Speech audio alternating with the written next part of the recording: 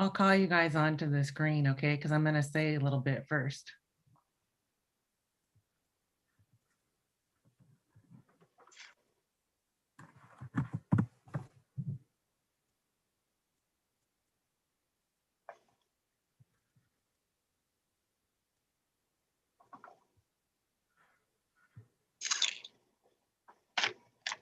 We're on, Julie.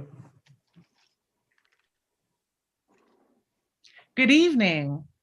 My name is Julie Abo, and I'm a staff member of the Heart Mountain Wyoming Foundation. I'm so excited to be here tonight to discuss the film Fugetsu-Do. Fugetsu-Do is a historical treasure mochigashi manju Japanese confectionery shop in Little Tokyo in Los Angeles. It has been there since 1903. But wait, what do we have here? Here is some mochigashi from Fugetsu-Do.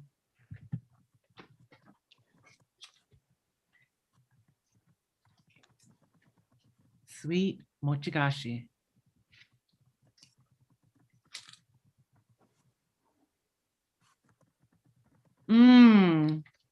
Natsukashi.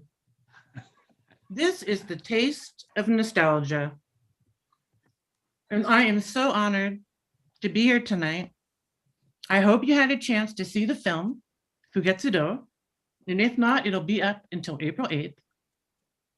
And tonight, I'm so honored to be here today with award-winning filmmaker Kaia Rose. Come on the screen here. Hi, Kaia. Hey. And Brian Kito. Kaia Rose is an award-winning filmmaker, and her film Fugetsu-Do is being shown around the world right now. And it has won 8 awards, and she's created content, edited numerous short narrative and documentary films. She's been a lead producer and studio manager in the United Kingdom, where she produced animated commercials, shorts, TV shows for Disney Junior, BBC, and more. And we are so delighted to have you here tonight. Thank you, Kaia. Thank you so much for having me. I'm really, really happy to be here. We also have the amazing Brian Kito, Sansei, third generation artisan and shop owner since 1980. He has dedicated himself to his family's tradition, making high quality mochigashi, that's the sweet rice cake, and manju, the baked cake with sweet beans, year round, and especially for Japanese holidays, such as Oshogatsu, New Year's Day, Hinamatsuri, Girls' Day, Kodomo no Hi, Boys' Day. He has kept the integrity and heart of the shop alive, and he is a national treasure. So thank you so much, Brian, for being here tonight. Wow, thank you. Quite an introduction. Well, congratulations to both of you, because this film is really incredible. Thank you so much. And I hope everybody watching tonight gets a chance to see it if they haven't seen it yet. Well, let's start off with Kaia. Can you tell us a little bit about your story as a filmmaker and what connected you to Fugetsu-Do and the Kito family? Sure. Yeah. No. Thank you so much for having us again. It's really an honor to be here with Brian and with you and everyone watching tonight. So as you said, I've had kind of a varied career. I actually started producing animation when I was living in the UK. But I was always drawn to documentaries and kind of social justice stories. And so I came back to the States about 6 or 7 years ago now, and kind of got the climate bug, as you might say, realized how urgent climate change as an issue is, and thought I had to do something, had to take part in some way. And what I know how to do is make films. So I started making a web series about climate solutions. And that's kind of become my career now, to be honest. I'm a climate communicator. That's kind of my full-time job. So it's really amazing to kind of take part in something that feels important and relevant in today's world. But on the side, I love making short documentaries, and I've been going to Fugetsu-Do since I was young in high school. And when I was living in the UK, my mom And my mom would pick me up from LAX, and the first stop would be Fugetsu-Do to get mochigashi, because that was kind of what being home was. Like one of the things I missed the most. If I had to count all the things I missed about California, that was in the top 5 for sure. So she's a native Angelino like Brian is, and she knew a lot about the history of Tokyo and about the shop. I think she'd read the sidewalk, all of the things on the sidewalk, and so told me a lot about the Kito family. And I just had this kind of idea percolating in the back of my head that I wanted to make a film about the shop. And I don't even know if I could have explained at the time exactly why, but there's something about the store that kind of called to me. And I think anyone who's been in Fugetsu-Do can attest to that. There's something really wonderful and special, kind of the essence of the store itself. And then one day we went in and Brian served us, and my mom was like, that's Brian, he's the owner. And Brian started telling us stories. And as you all know, he's a wonderful storyteller, and he has this amazing resonant voice. And I kind of like, in the back of my mind, I was like, that would sound really good as a narration for a film. So soon after that, I reached out to Brian, and it took a little time because I was living in New York and not coming back that often, but slowly but surely we got the project off the ground, and I'm so glad that we did. Oh, wow. And I'm so glad too. That's amazing. Well, how about you, Brian? So let's hear your side of the story. So what did you think when Kaia approached you about the film, and what do you think about the finished product? Well, of course, the finished product is, it brings tears to my eyes. The first day I saw it, I had kind of recouped myself before I could call her to tell her. But it was different because, Kaia was calling me from New York, I believe, right? Yeah. And I didn't recall actually physically meeting her, although I must have spoken with her and her mom, which I do to a lot of people that come in our store if there's time. And, I just love doing that in my shop. But it was, I guess it took it was over a 2-year span. And, I saw her work of landscape type things, and I was quite impressed with that.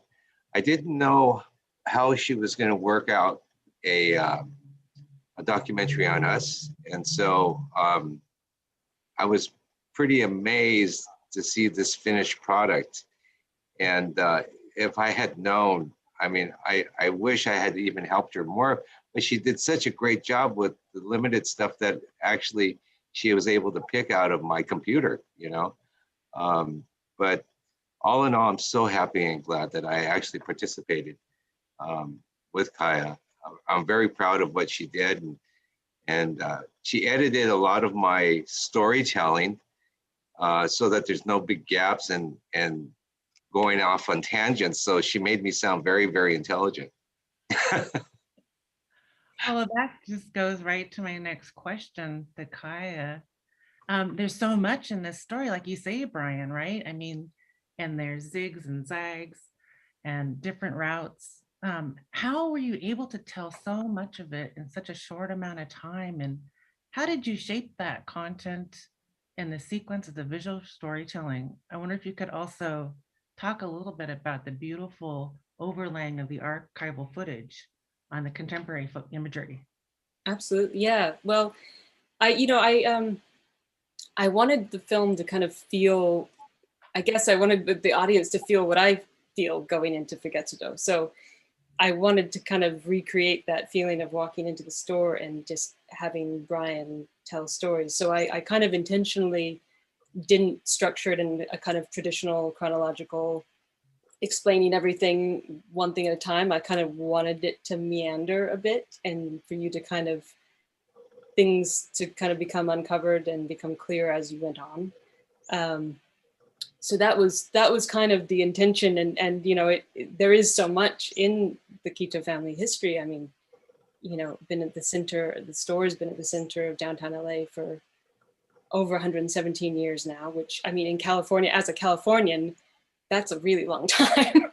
That's kind of, as old as you get in California. So I just kind of thought about like how much the store had seen and how much this kind of journey that Brian's family had been on is this kind of very American journey in so many ways, you know, of how many people have kind of built these legacies here.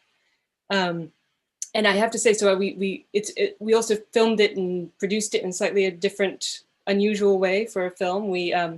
I went to Brian and did an audio interview with him, and then took that and edited that together into a semblance of what I thought the film would be, which was fairly close to what it ended up being. And then we actually shot the scenes at Heart Mountain first because the timing worked out. So we went to Heart Mountain, we filmed the scenes there, and the whole Heart Mountain staff and Dakota were so welcoming, and let us film in one of the barracks that had just kind of been delivered there, arrived. So that was really impactful on me as a filmmaker. And then we went to Little Tokyo about 4 months later, and I kind of, from the audio kind of rough edit that I had done, I had a shot list of what I thought would help bring that story to life. So then I had this beautiful footage of mochi making, this like slow motion. I mean, me and my cinematographer, Eric Mann, were just like in heaven filming Brian in the factory, making all of this mochi. So then I had this beautiful footage, and then I was finding all of this amazing archive content and this, you know, footage of Brian's family making mochi at Heart Mountain and Little Tokyo. And for a while I was kind of stuck because I didn't really want to cut away from the store, because it felt like the whole experience had to be anchored in the store and have that atmosphere of being in the store with Brian's voice. And I thought if I cut away from that to archive, it'll kind of, I don't know, it just didn't feel right to me. So then I thought I wouldn't be able to use the archive, but I was stuck. And then I came up with this idea of overlaying the archive on top. And then it kind of like, it all clicked and all came together after that. And I think it adds like a really interesting and more impactful layer of kind of the presence of the past in the present, so to speak. And how that is kind of what I wanted to bring out, is how much of the past lives on in the store. So I think that was a real turning point when I was like, okay, this is gonna work. Oh yeah, it is so brilliant. I mean, so incredible, because yes, exactly. It's like that moment you couldn't convey in words, really. All of that amazing historical information, like you said, of what exists today and what happened there. And it's also very beautiful because it's Brian's family. Yeah. These characters, and it's like, wow, it's incredible. Where did you get the footage again? So some of it was from Brian. Some of it was from Heart Mountain, some of it from the National Archives, a little bit of Densho, and then a lot from the amazing collection at the Japanese American National Museum, which is just down the street from Fugetsu-Do. So they were super helpful, and I had a great day there going through things with them. And they have some beautiful footage there that I think needs to be used more. And I have to say that they gave me some footage that they had shot at Fugetsu-Do with Brian in the 90s, early 2000s, I think. That at first I was like, oh, this is great stuff. I wish I would have known about this at the beginning, but right now I didn't know how to fit it in. And then at the very end, there was this footage of Brian's father walking into the store, and it was framed exactly the same as we had framed the store. And so I could layer him on and have him walk in. And that was a really like spine tingling moment when I realized what I had. Move up my spine as you said that. Yeah, that's amazing. Yeah. Oh, it's really, really beautiful. I love that. Thank you. Well, thank you so much for sharing that creative process with us. And Brian, so tell us more a little bit about your family, and as you were growing up, what kinds of things did your family do in the community? And there are some things you told us about yourself, like that footage kind of blends that. It shows you how it was, yes, the focus is the store, but it's so much a part of the community there in Little Tokyo, and has been. And I also thought you might want to mention that picture you have in your background there. The picture, oh, okay. I mean, just getting to what Kaia was talking about, my dad, it wouldn't surprise me if it was my dad's spirit that would have made sure that that fit perfectly for you, because he was a real big ham. I mean, he loved attention, and I can imagine how that worked out, and probably he made it work that way for you.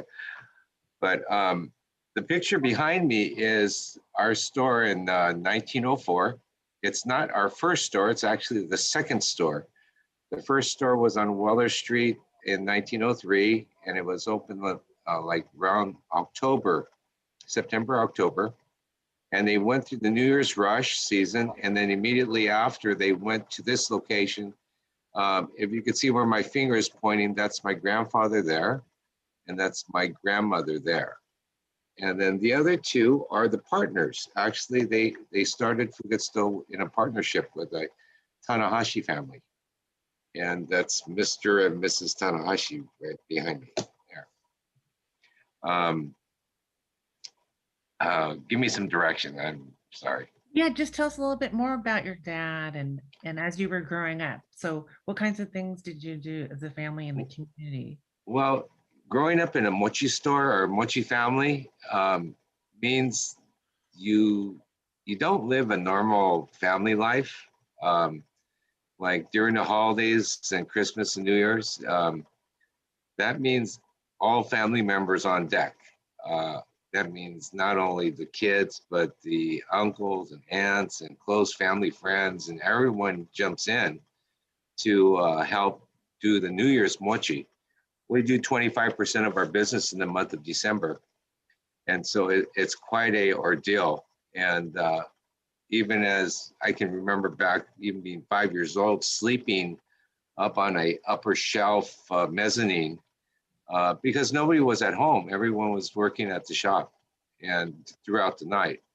And so it's not unusual for me to have gone into it that with, you know, understanding what it was like to work throughout the night and stuff and 24 hours, the rush. But when other people are like in college, you know, you're on Christmas break and you just finished finals and you want to go skiing or you want to go do something, and no, everyone else is gone on their vacation, and that's the time we have to work the hardest. And throughout the years, you know, before I took over the store, there was really some question of whether I was going to take it over or not.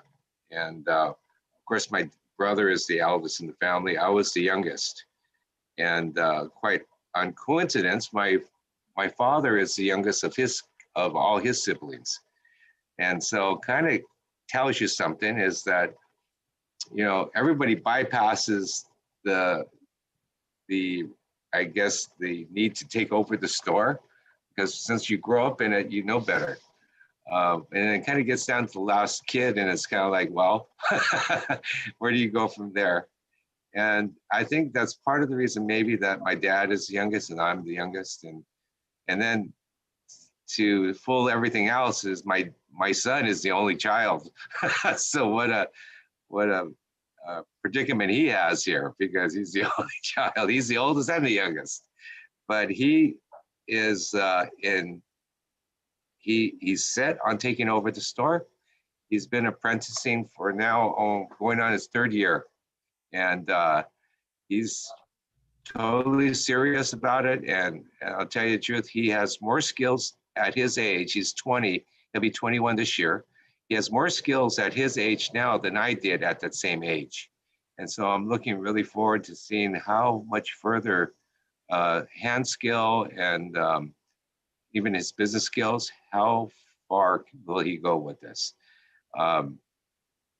And we're looking really forward to this. And when he finishes college, he'll be going to Japan for an internship in 2 different stores, one little mom and pop store with only 1 employee. And then he's going to Sendai to one of the largest confectioners in the country. And we're hoping this is the opportunity that I couldn't even dreamt of, but we're friends with both, and hopefully have a good time and a good experience going to Japan after he graduates from college. Oh, that's wonderful. So did anybody in your alternate family get to do that at all? You said this is the first time, right? That someone's going to Japan?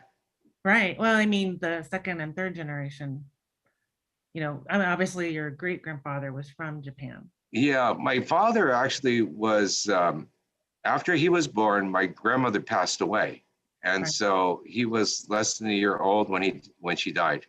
And grandpa took 4 of the kids to Japan to be Right. raised in Japan. And so my father was raised in Japan, went to school. When he was 16, he rejoined his father back in the United States. And so he left 3 siblings in Japan. And then a few years later, after my uncle became an attorney, he actually went back to Japan. So there were 4 families in Japan and 4 families here. But my father was what you call Kibe Nisei, which means that he was raised in Japan, but he was born in the United States. Oh yeah, my grandfather was Kibe too. So you must be so proud though that he is taking on that mantle. I mean, that's a big responsibility. And that he's actually going to be training in Japan. That must just be a wonderful feeling. Sure. It's something, to tell you the truth, I was supposed to do the same thing when I graduated from college. And unfortunately, the year I graduated from college, the redevelopment came through Little Tokyo.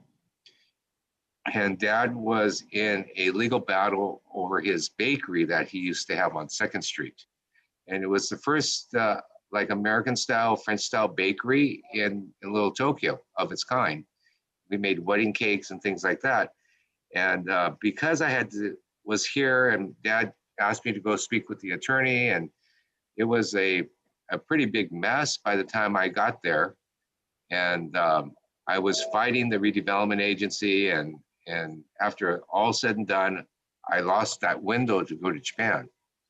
And so, I think it's, I guess what I set up for Corey is basically something that, I truly missed a shot at, and I want to make sure that he has a shot at it. And he does want to go. And so I'm really happy and proud that he wants to do that. Oh, that's just so wonderful. That's so wonderful.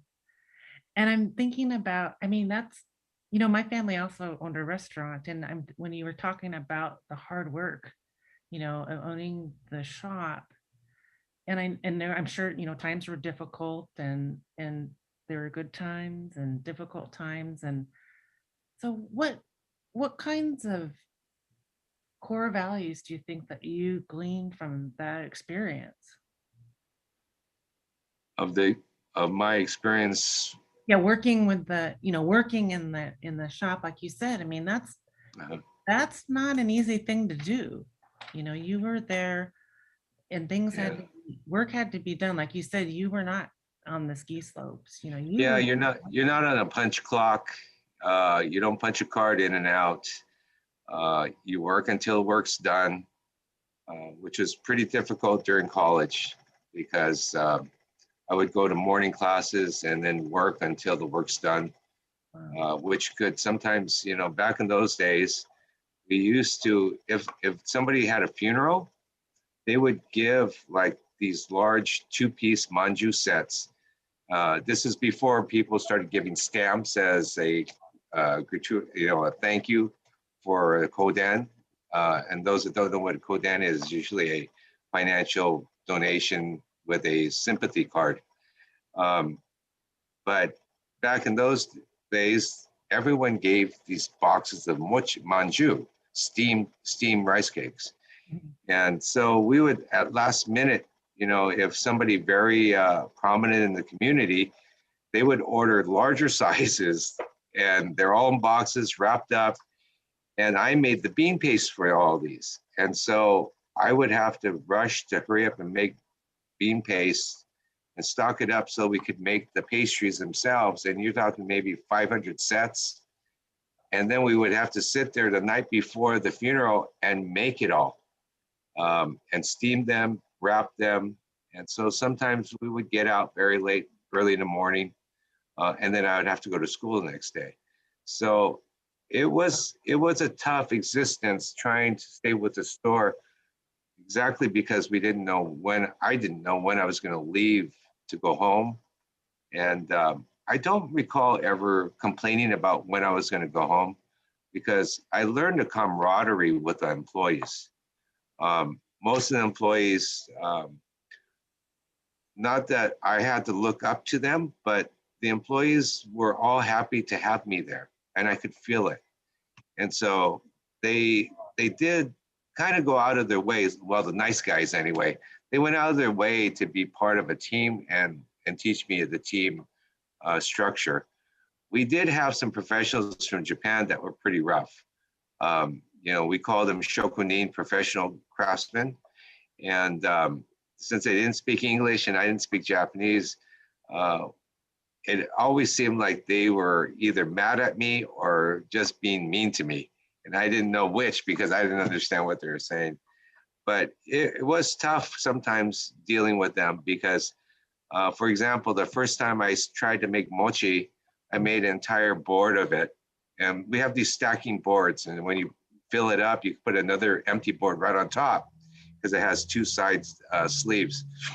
And after I got done with my first board, this professional that he was kind of the chief of the kitchen, and he grabbed my whole board and dumped it in the trash. And I looked at everyone, and everyone's looking at me like, oh, what just happened, right? But it wasn't up to his level, and taught me something. It was a couple of things that he taught me, but one was kind of resentment, but the other one was, you know, yes, he's not going to patronize me, you know, and you want to learn, you have to learn and do it on your own. And because he didn't speak nothing to me, he just basically threw him in the trash and didn't even look at me. So basically, you know, he set the tone saying, you're going to make it, then you better do it right. Well, something tells me, Brian, that you do not teach people in the same way. Yeah, you know, that's funny, huh? I also think when bringing up my son and working with him at the store, I remember all the tough times I had with my dad. And I'm very conscious to try to avoid making the same mistakes that my father made with me, because there were some very rough times. And, you know, taking over a business from your father is definitely not the easiest path to go. You know, you have employees, issues, winning the respect of your employees, your father's employees, and they adopt you or you adopt them. I don't know which way it is. And yet there's a lot of pressure in trying to take over a family business. And there's a lot of authority and responsibility, struggles of who's the boss. And finally, when it gets past that point, you think it's all, you know, now, okay, I'm the boss, and dad could walk in that front door and boom, he's the boss again. And so I'm hoping I'm not going to do the same thing to my son. And, but I think I'm in a better position to communicate with my son. Many of the things that I can explain it to him, I think, better. Yeah, that's great. That's amazing. I mean, and there's so many of those cultural things too embedded in that, right? Yeah. Sure. Yes. You know, cultural and linguistic, and but I just think it's really speaks to your strength that you are, you know, you kept on and you stayed with it, and now that you're passing it on to your son and you've changed, you know, the way that you're teaching. I think that's really incredible. And that he seems like, and I saw him in the film, you know, that he's really doing this with it. He knows the responsibility, but he seems he's doing it with joy, you know, and love. No, he feels it. He feels the history. He feels the how special it is that it's over 100 years old. It's something very important to him. And so I can see that. I was worried to figure out, you know, when he graduated from high school, what did he really want to do? Because he's been saying he wanted to take over the store since he was 7 years old. And we all know, well, what do you know at 7 years old? So I was prepared to figure out whether he wanted to do something else or not. But he spent more time in the store as a child because we lived in Little Tokyo until he was 7. And so he came to the shop every day, and he's at home in that shop. And the rhythm of the store, the rhythm of the employees, it's natural for him because he grew up there until he was 7. Every day he was by. And then even when we moved out of downtown, he spent quite a bit of time during the summer doing snow cones, doing lemonade for the Ciclavia days here, the festivals. And so he got a lot of experience actually doing the business and being around everyone at the store. Oh, that's great. Wow. So thank you so much for sharing all of those personal family stories with us. It just means so much, you know, that it's really part of the store. It's part of the community there. So I want to turn a little bit to something that Kaia brought up in the beginning, which is where she did her filming first, which was at Heart Mountain. And I'm going to ask Kaia first. We know that Brian's family was incarcerated at Heart Mountain. Excuse me. So Kaia, can you talk a little bit more about, give us a little bit more detail about what it was like for you personally when you went to visit there? I mean, you told us about the filming experience. Maybe you could tell us a little more about your reflection when you went to Heart Mountain. And I guess you probably knew a little bit because of that history that's known, that they had been incarcerated during World War II. What did you know generally about the Japanese American incarceration? Did you learn more from doing the film? Yeah, hugely more. You know, it's kind of a failure of our school system that I didn't learn about it growing up in California at school, which is, I hope that changes. And I hope that new generations are learning about it at school because it's such an important part of our history. They do teach in California. Sorry? It is in the state curriculum now. Great. I'm glad to hear that. So I you know, I kind of knew vaguely about it. I think from my mom, because again, she and when she was young, her family, her mom and dad and her were renting a house from a Japanese American family in the 50s, and they became quite close. So I heard a lot of stories from my grandmother of grandfather Ichikawa and some of his stories, which I've recently kind of tracked him down and figured out that they were incarcerated at Gila River concentration camp, which we didn't know which camp it was because it's something that kind of got lost in the stories. So I knew a little bit as kind of background, but it really, making this film immersed me in it.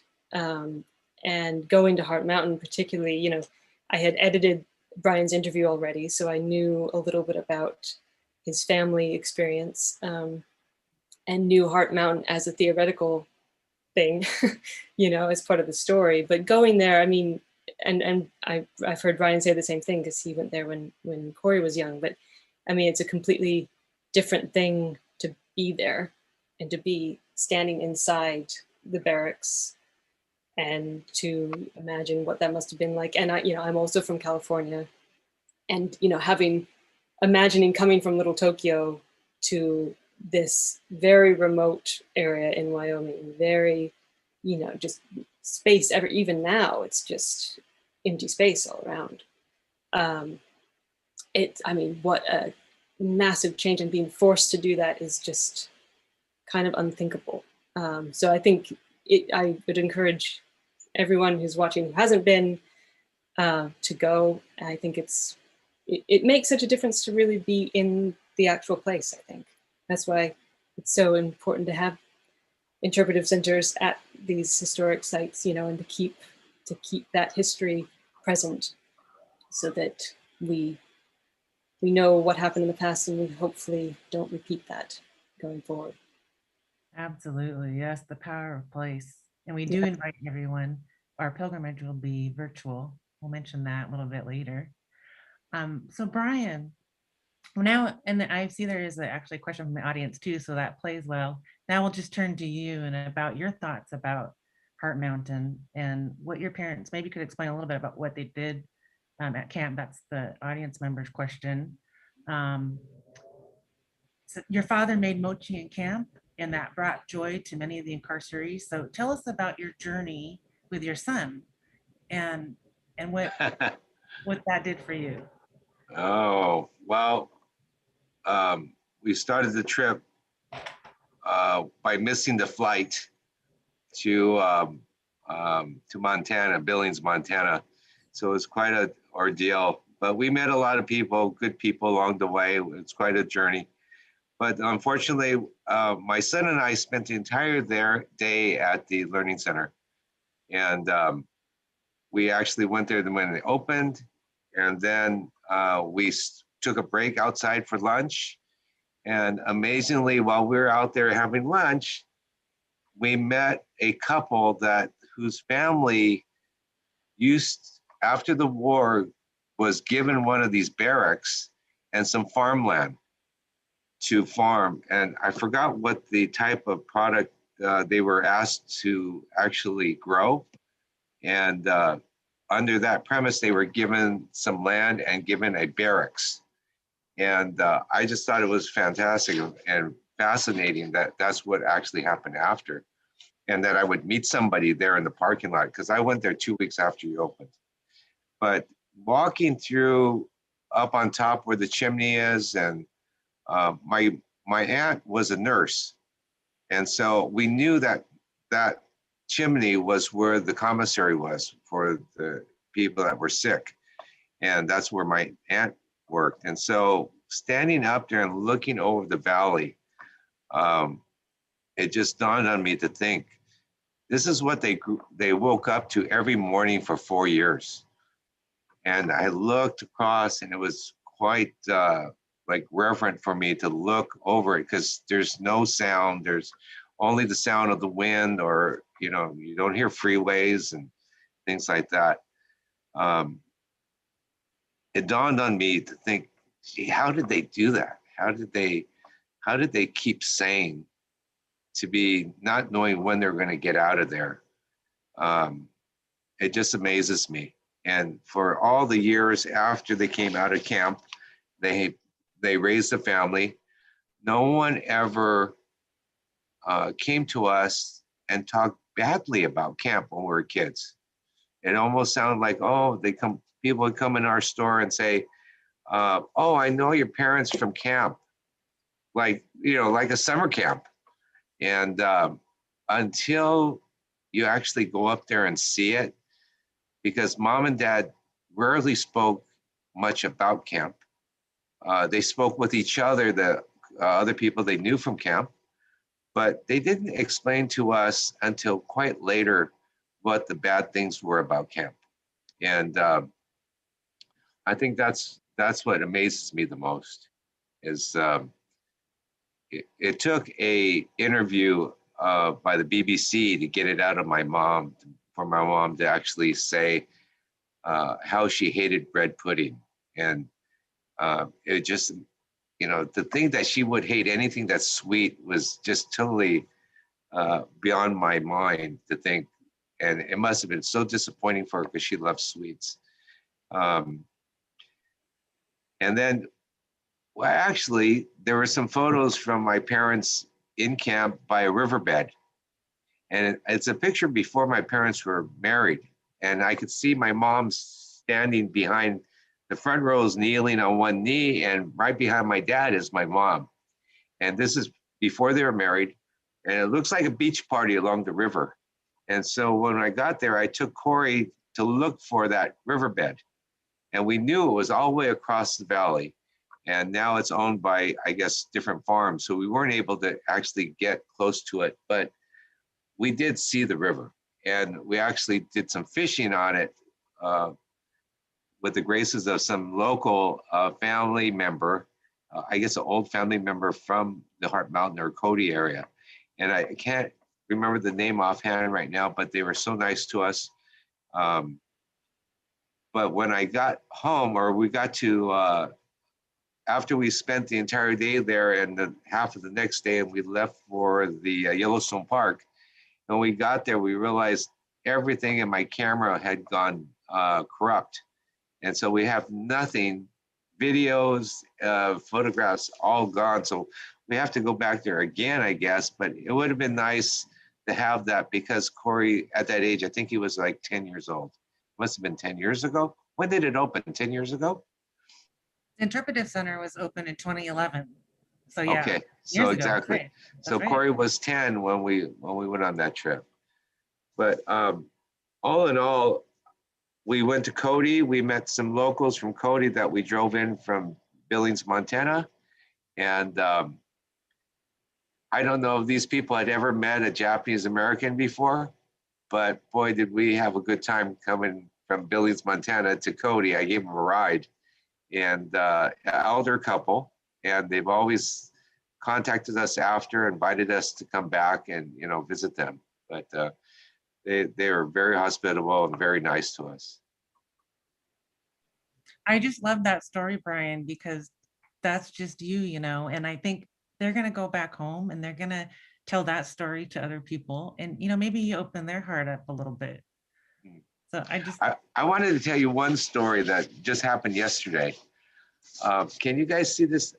Can you guys see this book? Oh yeah, there you go. Hold it right there. Yeah. Okay.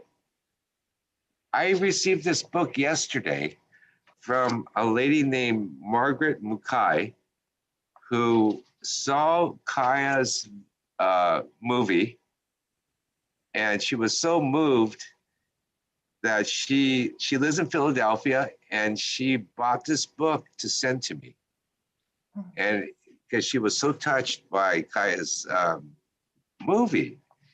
And so I mean, if anybody's listening that has not seen the movie, I mean, that's just an amazing tribute that this person would take the trouble to, this is about Heart Mountain. It's called the Eagles of Heart Mountain, about their football team. And I haven't been able to chance to start reading it yet. It just came in yesterday. But so the movie, Kaia, has touched people in different ways that you should be very proud of. It's a very interesting take that they would send me this book. Even though she doesn't know me, she goes, I know you don't know me, but I wanted to give you this gift. And but anyway, just a tribute to your work. Brian texted me a picture of the card in the book yesterday, and I had tears in my eyes. It's really, I don't know how to explain what that is, but it feels like little connections are being made all over right now, and it's more than I ever could have hoped for this film. Absolutely. Oh, and that's a great way to go to this. Audience member David Fujioka has a question for Kaia. Any plans to do any other documentaries on Little Tokyo or JA incarceration in the future? Great question. Right now I'm editing a film I shot before Fugetsu-Do, actually. It's not about Little Tokyo, but it is very Los Angeles. And it's me and my mom drove the entire length of Sepulveda Boulevard, which anyone who knows LA knows it's a very long, windy street. And I've had this kind of love-hate relationship with it since I was in high school. The first time I ever drove in LA, we got horribly lost and we kept crossing Sepulveda. So I thought we were going in circles, so I kept turning around, and it turned out that we were like crossing different points of it, and it just threw us all off. So ever since then, I've kind of, anytime I've come across it in LA, I've been like, Sepulveda. So I thought I had to make peace with Sepulveda. And so it's I don't know exactly what it's going to turn into, but it's another very LA-centric little film.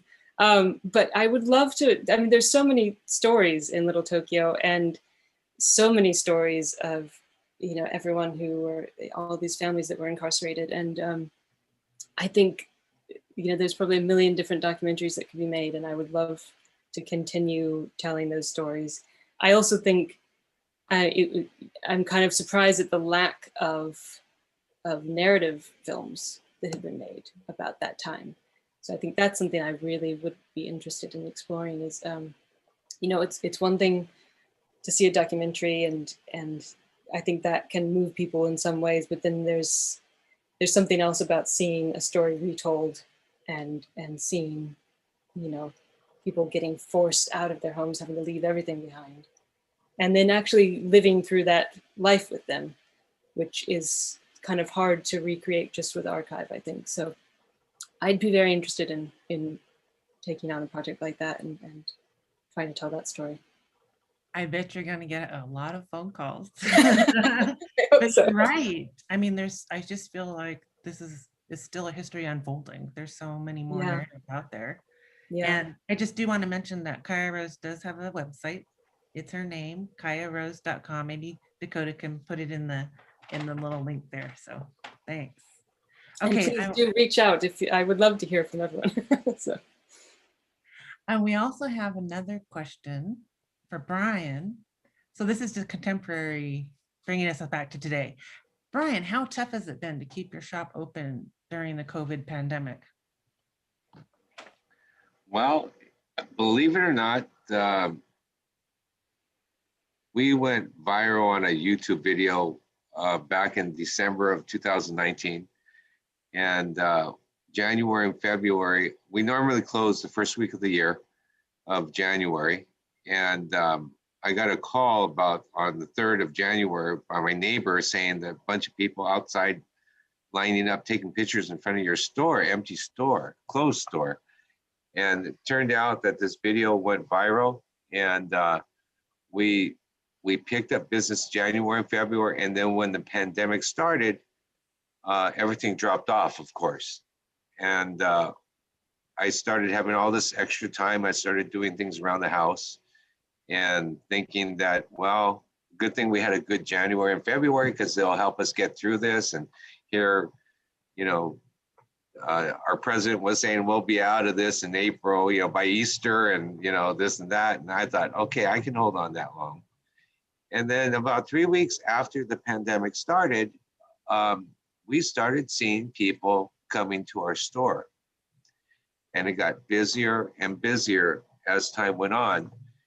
And by the end of 2020, we realized that actually 2020 was a busier year for us than 2019. And so, and now it's continuing through 2021. We have all these new people coming to the store, along with people seeing Kaia's movie now, and also TikTok. But the people that after they come from seeing Kaia's movie, I could kind of tell they come in. I don't know if it's kind of like an era of respect for this store. And versus the TikTok people, they come in and, you know, they just want to kind of gaze at everything. They don't know anything really about the store. But people that come after seeing Kaia's movie, they come in and they appreciate the store, and it makes me happy because it's not just being taken for granted. Although it is pretty weathered, you know, I've thought of changing it, and yet it's one of those things that the previous generation and generation before them remember how it looks, and something that they look forward to seeing the same thing that they saw when they were children. So in that case, all in all, we've done very well in 2020. So you don't have to worry about us. We've been very fortunate, and I'm not really sure why, but, you know, we saw the movie. I think it's our sign, the spirit of there's signage in our window. Yeah, definitely. You're going to get many more, I think, Brian, because anytime I send it to a friend, afterwards they're like, "Oh, I loved it. I just want to have mochi now. When can I go to the store?" So I love the people that come after watching your movie. It's a different attitude and different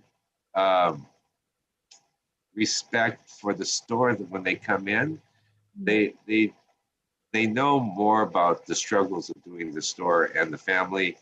And I think when they come, it's more amazing to see it than somebody just watching a TikTok and coming to see the store. We have the sign that says 110 years, the oldest store in Little Tokyo, started in 1903. But your movie just puts a whole different light on the history of that store. And I think, you know, I just loved the way it came across. And in turn, I think the customers that see it and the new customers that want to come see it um, have this new discovered respect for the store. And how do you do that? You know, I love it that way.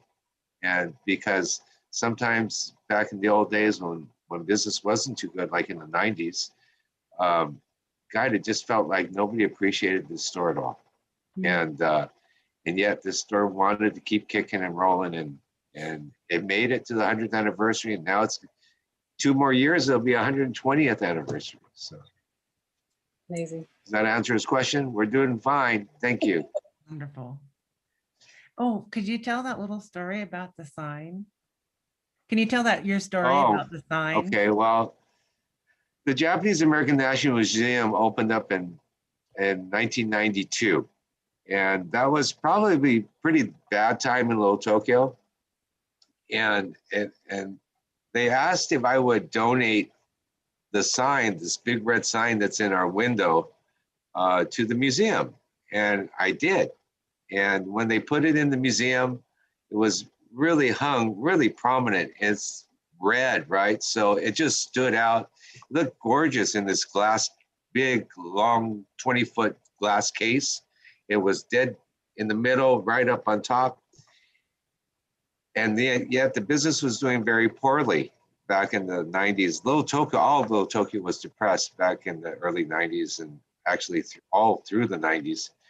And so I came across a photo album from our 70th anniversary. That was 1973. And this professional mochi maker that we had, he was also his hobby was photography. So he made this album for us, and he made little narratives in Japanese. I had seen this album many times, but I can't read Japanese. So I never understood what was written underneath. He took a picture of just the sign and puts it in there. There's pictures of my dad with the councilman, the mayor, and I'm thinking, why did he take a picture of the sign? And then somebody read it to me saying that this sign knows everything, because this is one of the artifacts that was my grandfather's. And it also went with them to Heart Mountain, and it also came back to LA. That's what I understand. And for many years, it was sitting on the side of outside of our building. And then about the time I started, we put the sign inside to protect it. And so this sign knows everything. And I really thought it was a spirit to it. And so I went back to the museum and I said, you know, I think I made a mistake of donating it to you. Is there a possibility I can get it back? And sure enough, they gave it back to me, and business started to change. And that was probably in the late 90s.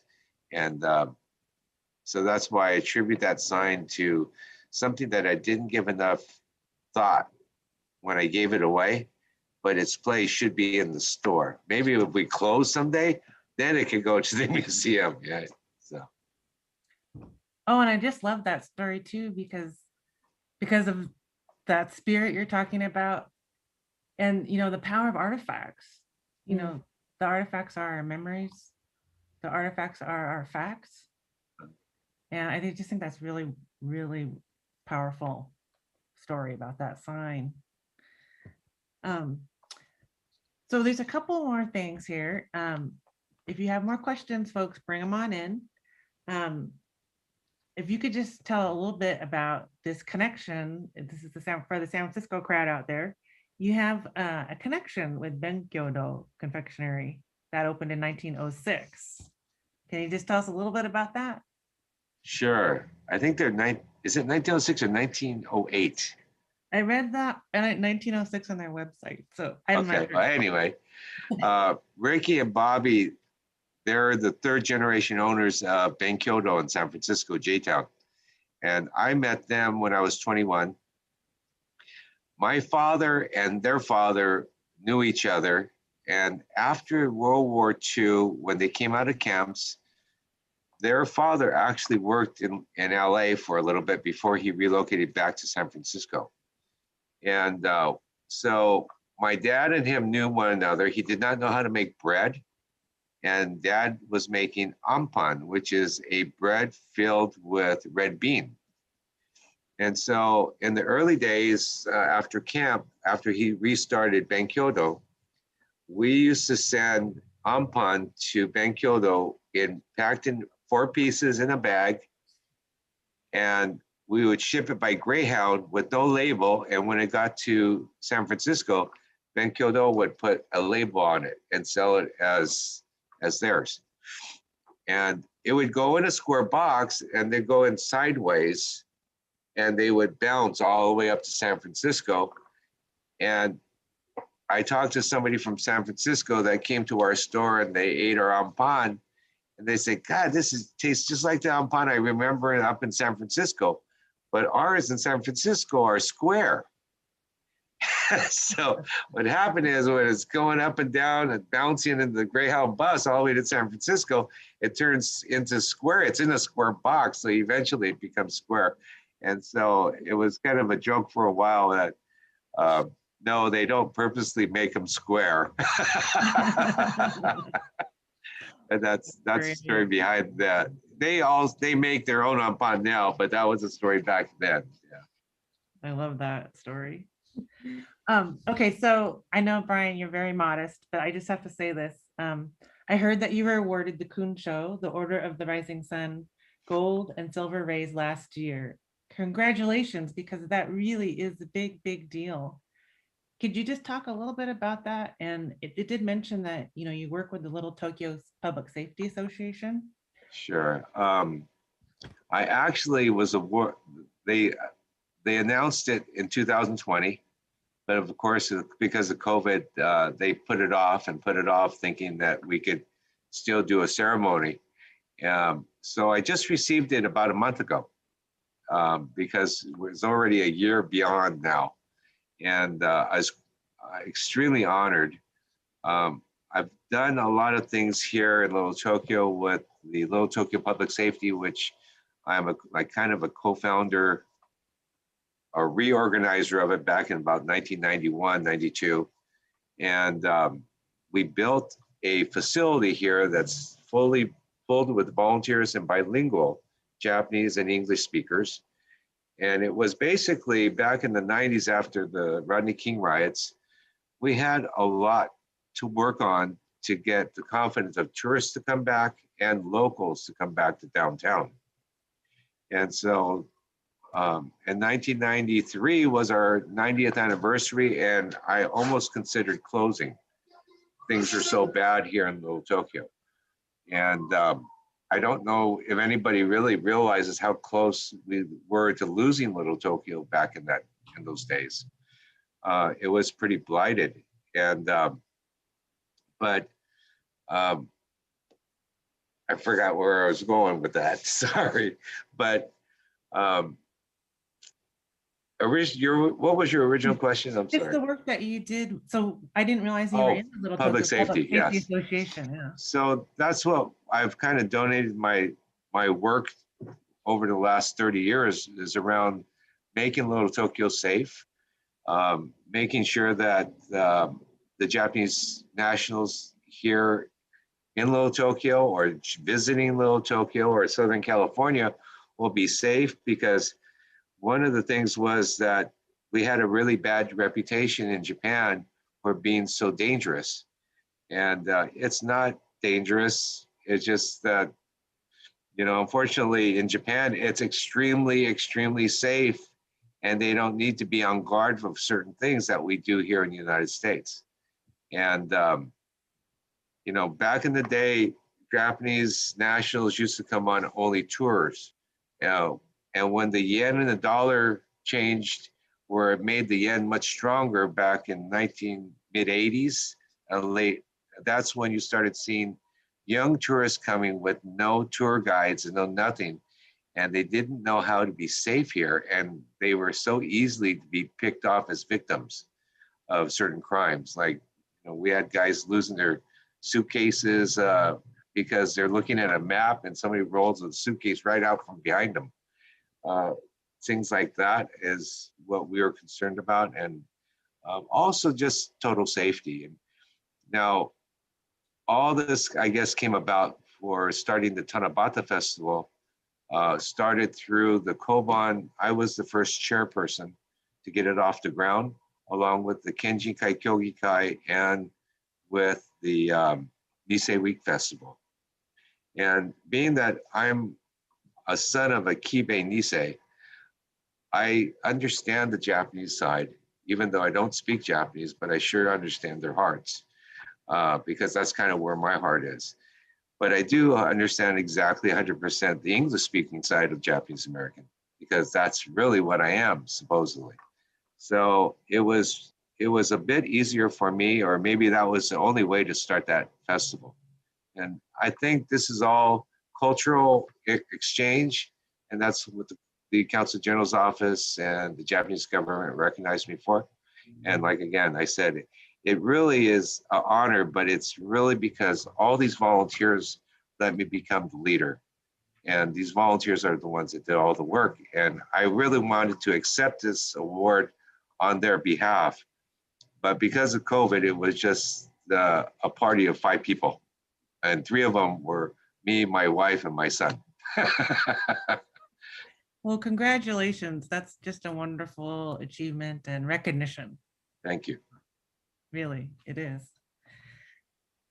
Well, we're coming up to the top of the hour, but I really wanted to ask you both. And I don't know who wants to go first, but so now after this project and at this point in your life, what does mochi mean to you? Maybe I'll go first, Brian, and I'll let you close us off here. You know, it's funny, you said before kind of nostalgia, and you know, we were talking about Benkyodo. So I started going to Fugetsu-Do when I was kind of late teens, maybe early 20s. But my family used to go up to Oregon every summer, and we'd go through San Francisco and we'd stop by Benkyodo.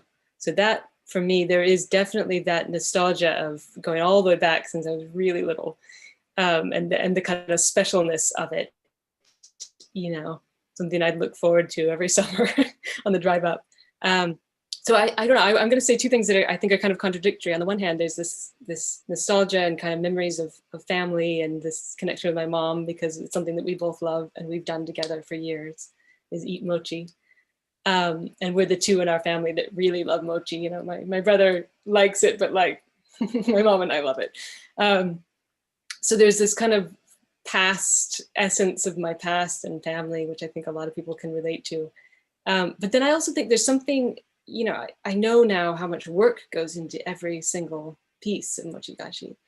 I've seen Brian do it, and everyone who works in the factory with you, Brian. And because it's something that I don't have very often, I've never lived near Fugetsu-Do. It's such a special thing. And I think when I eat a piece of mochi, it's like all of my attention has to be in the present. I can't be like eating it as I do something else. It's like, you have to, I saw you at the beginning, and it's like, you just have to put all of your consciousness in that moment and appreciate every moment of it. So it's this kind of interesting, I think, combination of past and present that makes it so wonderful. Yes, I love that. I hope we could be recording this, because that really encapsulates it for me too.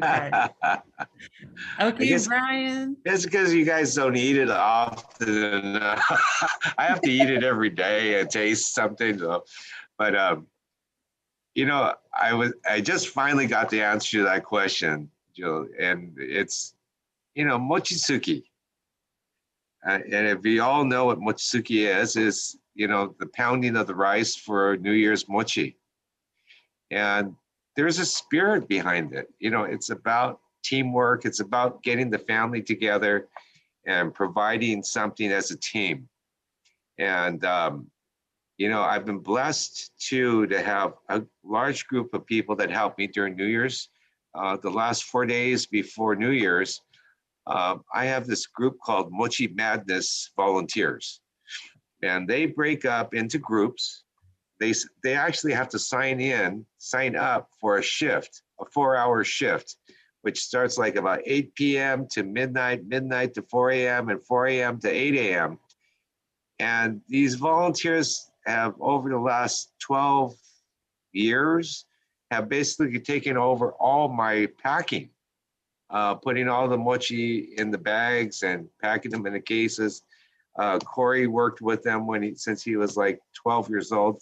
He'd pack them up, and everybody just loved doing that because Corey was actually working side by side. It's the camaraderie of making mochi and the spirit of it. And because of the pandemic, we couldn't do that, and it was something very, very missing in my heart this past New Year's, because the energy that these volunteers bring gives me hope. It gives me energy. It just uplifts me so much that, I could be working for almost 3 days straight with like 2 hours per 24 hours of a nap. If something breaks, I don't even take those 2 hours. I have 2 hours to fix it. But Mochisuki and all the people, all the family members, and all the volunteers and my employees, when we're all done and we sit at the shop after cleaning up the shop and we all share a beer together, there's no better feeling than to sit there and converse with everyone after all that hard work, and you know that you've done it as a team. And I think that's probably the most gratifying part. During the battle of the 29th, 30th, 31st, battling, getting the orders out on time and lifting and all the things that can go wrong. But when we get to the end and we're all together as my employees and volunteers and my family, it's like so gratifying, and it feels so good. And that's what the kimochi of doing mochi, that's what mochi means to me. Yes. Sorry for such a long answer, but. No, wonderful. Thank you so much. And yes, that definitely all comes out in here. Thank you both so much for being with us tonight. I just feel, after this conversation with you, I feel very hopeful and inspired. So I just thank you both so much. Thank you, Julie. Yeah, thank you so much. Congratulations. It's such a pleasure. Thank you, Please Kaia. come out to Heart Mountain. Thank you, Brian. Yeah, so hopefully we can take the film when things go back to normal, and Brian and I can go out there together with the film. I would love Yes, I'll meet you there on my motorcycle. That's my dream, is to drive up there on a motorcycle. Maybe I should. Oh, that's a great shot, Kaia. You got to get that shot. I was gonna say, I'll bring the drone. Oh, yes, do it. And I want to see it. Well, thank you both again. Congratulations to you both. And I just want to say thank you all for joining us tonight. And please do watch the film if you haven't already. And if you have, I know you're going to watch it again right now. And please go visit Fugetsu-Do. And they do ship, so please check it out. This program is part of a project by the Heart Mountain, exploring Japanese traditional culture in America, with support from the Embassy of Japan in the United States. So thank you so much. And thank you both, and have a good night. Thank you, Julie. Thank you. Bye. Bye.